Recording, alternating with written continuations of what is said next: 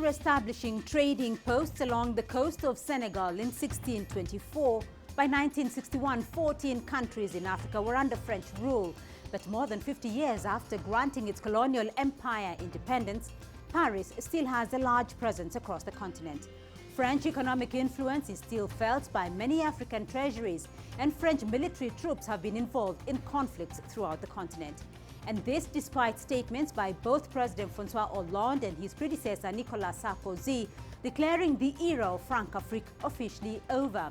So as the 16th Francophone Summit kicks off in Madagascar this week, what is the current state of affairs between Africa and its former French rulers? And what lies ahead for Africa's French connection? I'm Beatrice Marshall. Welcome to Talk Africa.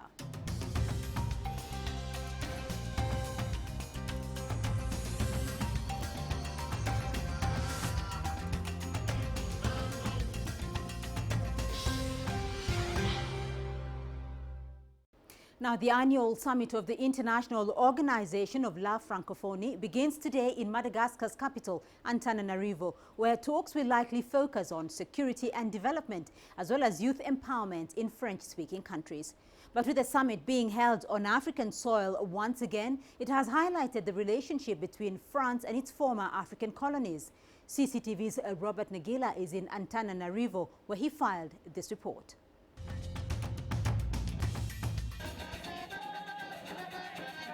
Friday marks Youth Day in Madagascar, a celebration of young people's talent and creativity. Outside the summit venue, people wait patiently to gain entry. Close to 30,000 visitors from French-speaking countries are expected this weekend. C'est le 16e sommet de la francophonie. This summit aims to boost the economic development and cultural exchange between all Francophone countries. In many Francophone countries, especially in Africa, young people represent the majority of the population. But governments are struggling to provide enough job opportunities. This is one of the challenges youths raised during their discussions with ministers and other delegates. Other youngsters are curious to learn more about Francophone countries. I come here today with my daughter and cousin to see what is in the village, yes, because it's about my country, so I'm interested. I want to look at what is the beautiful of Francophonie.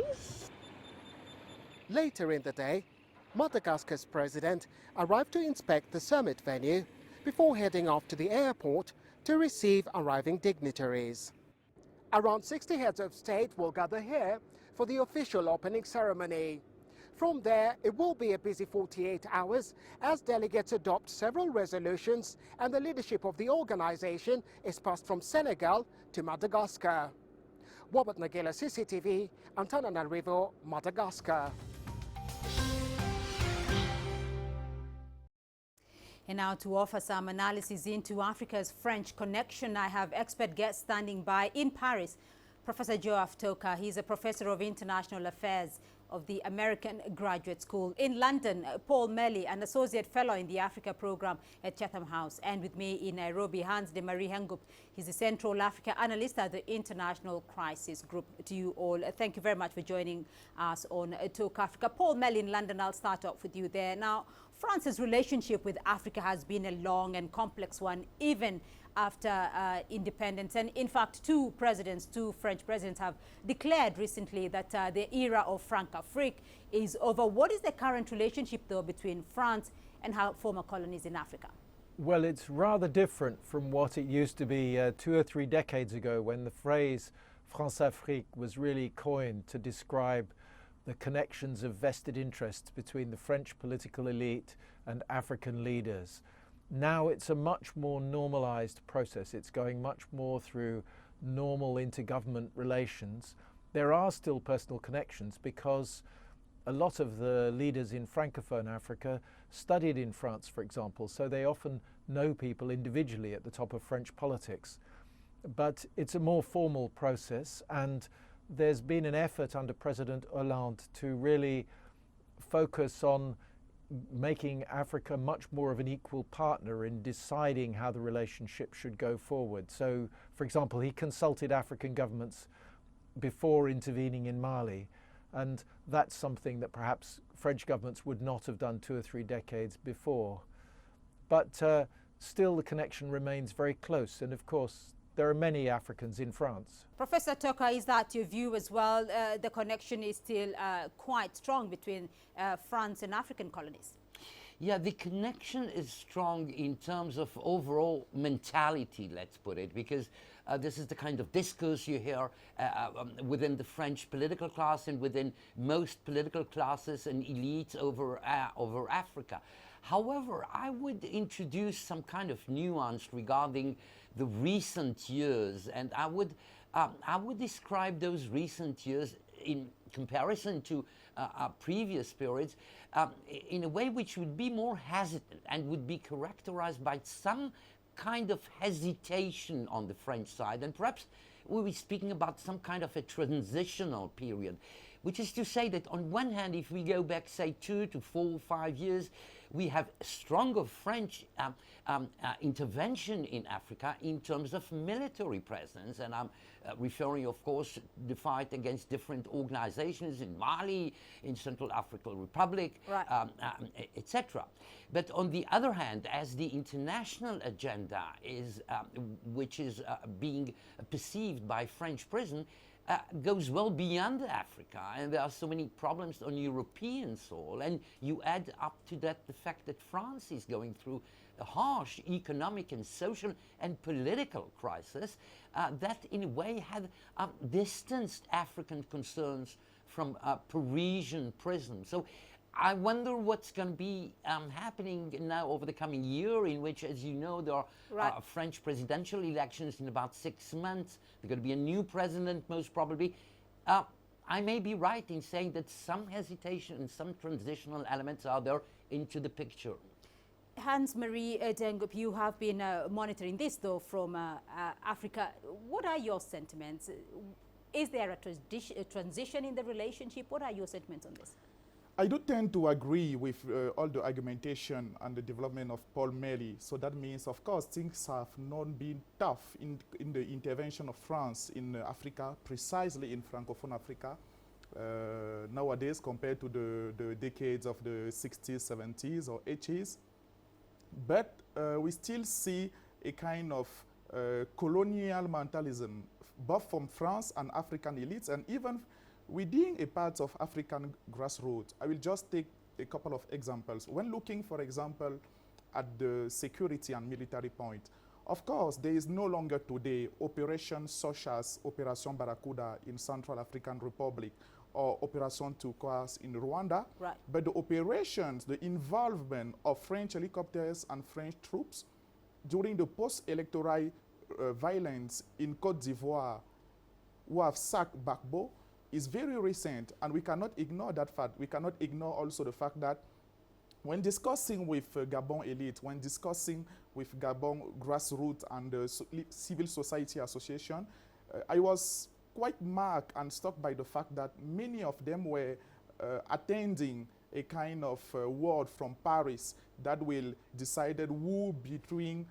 Omar Bongo and Jean-Pierre has win the election. So that means in the mentality, in how people still behave on the military, on the political and diplomacy, this is still operational. Also look, for example... We'll come to that in just a moment. But Paul, I do want to bring you in this conversation, though, because you have previously mentioned that Africa is really the only place where France is a major player, and for that reason, France cannot completely detach itself from Africa. Is that your view? I think that is true, and it's true of France. It's also arguably true of the European Union as well, that this is the one region of the world where France is one of the 2 or 3 leading external partners.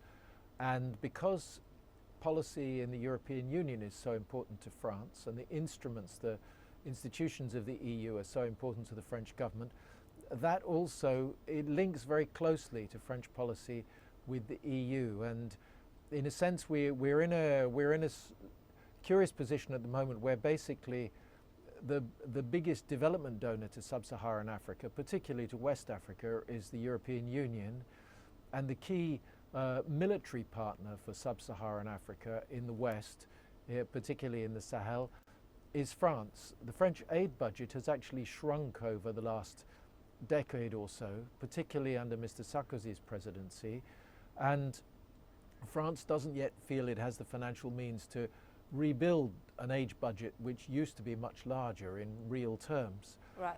But on the other hand, it's counting on the EU, if you like, to provide that sort of financial dimension. And West Africa is really particularly the region where that's so obvious. Right, Hans, though, does Africa really matter to France, or France matters more to Africa than Africa does to France? I think it is balanced, and I think I still come back on the idea that I have just elaborated earlier on. For me, the mentalities are not still completely decolonized, and it's not just something from France, it's also involving African people. When, for example, you study how civil societies, pro-democracy organizations are trying to build themselves, most of them, whether we are in Cameroon, in Gabon, and Central African Republic, expect a support from Paris. They are in the expectation of Paris will do this, Paris will do that. So that means they have not yet self-centered civil society organization and thinking themselves as autonomous. And also, when looking as, despite the fact it is no longer brutal as in the past, France continue to have a kind of eyes in how African political internal affairs, especially in Francophone area, are conducted. We have seen it with the recent election in Gabon. Right. And when looking at the security point, yes, I do agree that currently one of the key partners of African countries when looking at Lake Chad Basin area in the fight against Boko Haram, or when looking at Sahel area against other jihadist group there, France through Operation Barkhane is playing a key role. But by the key role is also its influence that is growing. So all of these are related, and in my view, I am in a kind of in-between position saying France-Afrique is not died, but France-Afrique is no longer strong as in the past. I'll put that question to Professor Toka there, though. Francafrique has not died, according to Hans, but it's in transition, or it's in a different format, though. Does Africa still matter to the French in as much as the French matters to Africa? Yes, both, on both sides. Yes, I mean, when the question is put frontally to French leaders, to French intellectuals, to French historians, they would certainly say yes. Perhaps the more nuanced question is in which way these things are evaluating, and this is perhaps why a comparison to what the situation has been, or the way it has been perceived, say 5 or 10 or 20 years ago, can be helpful for us to see where the movement is going, if a movement there is. And in this sense, I would say that on one hand, the French has always had that kind of ambiguity, on one hand being very proud of the fact that indeed France sees itself as sort of delegated by the international community, or at least by the European community, the European Union, as the front agent, front protagonist over Africa. Now, the French are very proud of that somewhere. On the other hand, as they have to pay the price in terms of a budgetary effort and other allocations, then less proud of that. And they're frustrated, as they feel at times, that they are alone in that sense, mainly regarding German participation. So there's kind of a balance. Like, for example, over the last few years, we've seen the French being active militarily on the terrain and asking for the Germans to pay the money for that.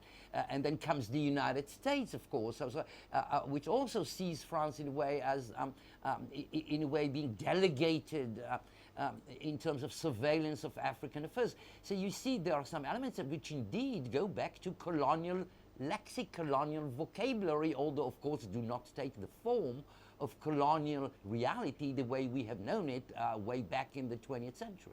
We'll leave it there for the moment, and we are going to take a short break, but when we return, we'll continue this discussion on Africa's French connection. To stay with us.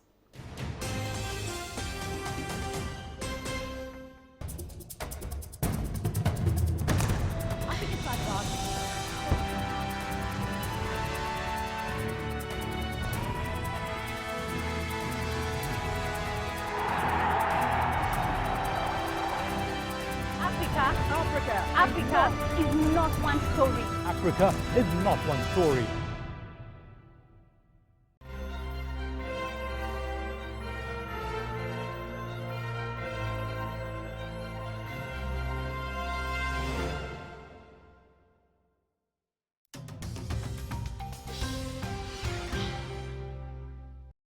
Welcome back to Talk Africa. We continue our analysis into Africa's French connection.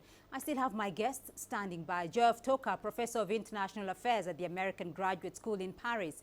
In London, Paul Melly, Associate Fellow in the Africa Program at Chatham House. And with me in Nairobi, Hans de Marie Hengop, Central Africa Analyst at the International Crisis Group. Hans, I'll start off with you this time because the relationship between Anglophone Africa with Britain is quite hostile, if I may use that word. But what is the relationship, though, between the Francophone countries with France? Yeah, we can perceive that the relationship between former African colonies colonized by France has been much more hostile. And I think this has to do with two key reasons. The first one is the way colonization has been designed and implemented in both sides of Africa.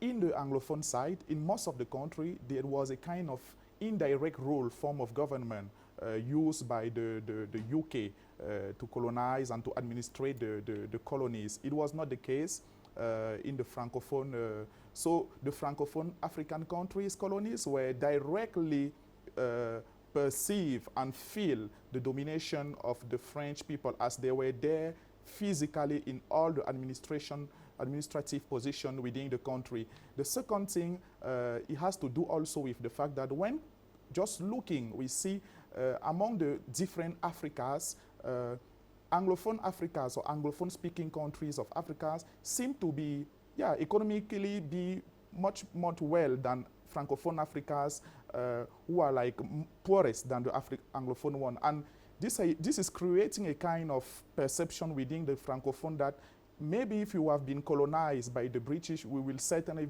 have been much more compared to where we are. And the third element also that can complete the list is the UK doesn't involve itself so deeply in Anglophone independent countries like France is continuing doing with Francophone. I think these are among the reasons that can explain that. Right. Professor Geoff Toka, of course, we do understand that some Francophone African countries still pay some taxes to Paris. What do we know about that? Well, that has been sort of, the French call it a serpent de mer, which means sort of an ocean snake in the sense of every few years you have once again that debate in France and to some extent I believe in African capitals as well, that what are we going to do with this France-Afrique, with those supposedly special relations between Paris and the African continent. There are very intelligent things said in colloquium and in academic circles, and then seemingly the political classes on both sides of the Mediterranean just keep on going their way. So there have been reforms in those traditional relations in which indeed many African leaders used to take advice in Paris, and that French ambassadors in African capitals used to be sort of a first counselor to the prime minister or to the president locally. This is no more the case in a generalized way. But when crises come up, but isn't that, and that has been the case over isn't half that, a dozen Geoff, cases, Professor, there seems still to be some kind of thing. Isn't that still an extension of some form of colonization if it still exists today?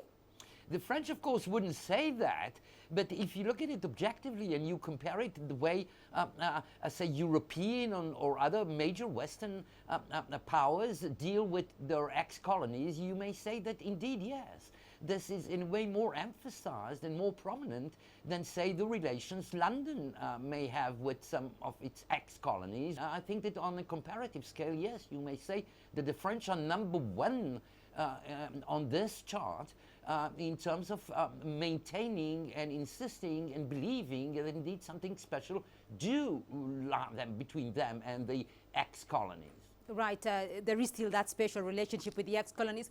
Paul Melly, though, we're looking at a changing world now, of course, with the Brexit, the exit of the UK from the European Union, and we're also looking at the president-elect in the United States and the policies on immigration. France does have an election coming up next year. With all these immigration agendas going back and forth, you know, in Europe and in America, what is it likely to be, though, for the French policy regarding Africa?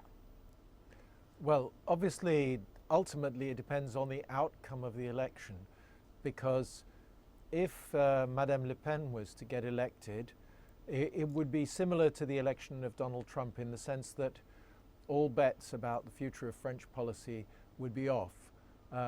She would be likely to adopt a much more hard line on immigration, a much more narrowly nationalistic line.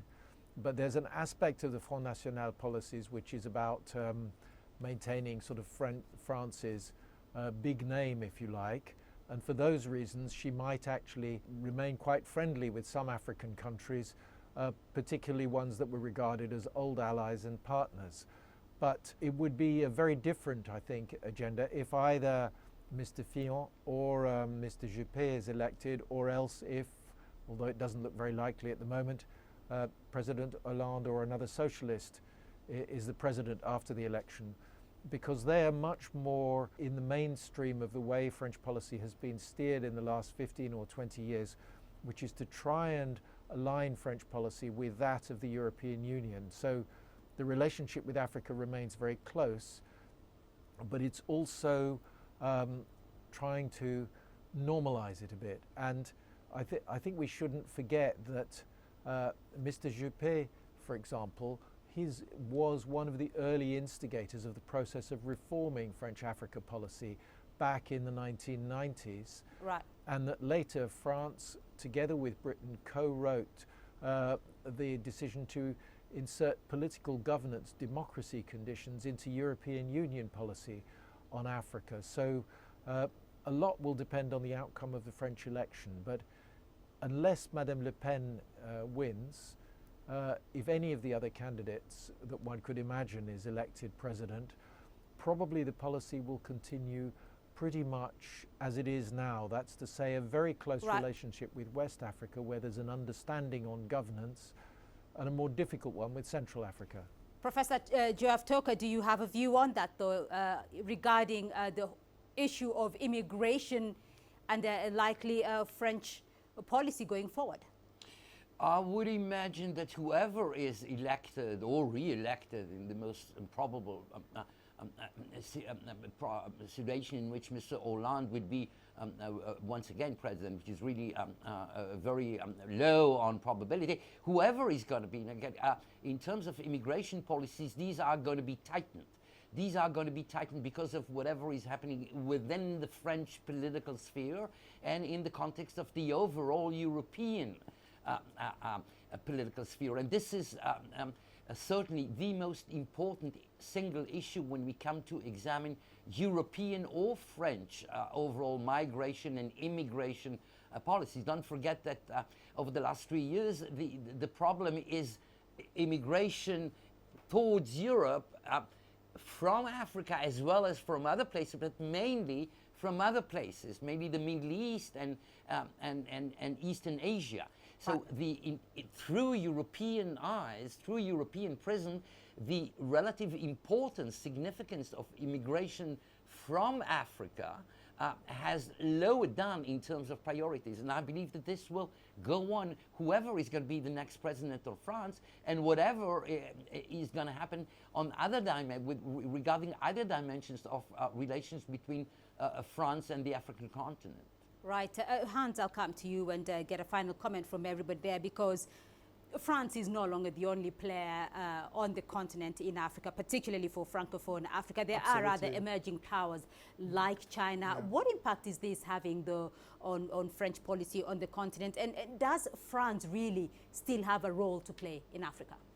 Yes, what we have been observed is a kind of slight withdrawal of France in terms of the power that they could have in economic affairs within Francophone Africa. That doesn't mean that they are no longer a relevant or a key partner. They remain, for example, the second partner, economic partner in Cameroon, the first partner in Gabon, and in many African countries, they are still in the top three. But the interest, economic interest with the growing trade and the exchange with China is in a slight decrease. So I think this also need to be highlighted and mentioned. Right. Paul Melly, do you think France, though, still has a role to play in Africa, given the emergence of other powers on the continent? I think so, but I think increasingly it's particularly in partnership with other European countries. And it's very noticeable that Germany, for example, recently sent 650 troops to join the UN force in Mali, and in doing so, said it was doing this as a gesture of support for the French role in the security in the Sahel. So that Europe dimension will matter hugely. And I think the involvement of powers like China and Turkey is sort of complementary to that, because they are doing economic things that France wouldn't normally do anyway. I mean, the Chinese building a lot of infrastructure, the Turks perhaps involved in trade. That doesn't really undermine the French position. It's an inevitable trend in world affairs. I think they can adjust to that, but increasingly working through the EU is going to be a key aspect for French policy, because that's the only way it can be viable going forward economically. Right. Professor Toka?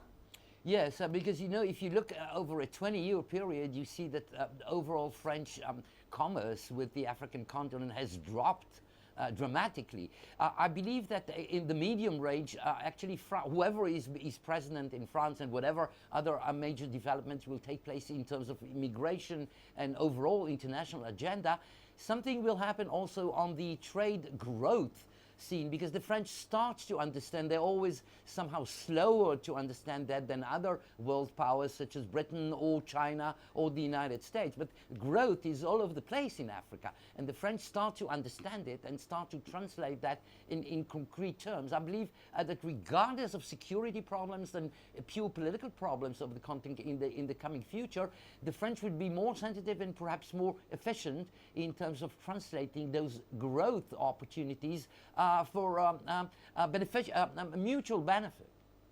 And we'll leave it there for the moment on the program. That's all we have time for this week on Talk Africa. But thank you to my guests for their insights. Joe Toka, Professor of International Affairs, American Graduate School in Paris. In London, Paul Melly, Associate Fellow in the Africa Program at Chatham House. And with me in Nairobi, Hans D. Marie Hengup, a Central Africa Analyst at the International Crisis Group. Do remember, you can join the conversation online through Facebook, Twitter and YouTube, and do join us again next week for more Talk Africa. Goodbye.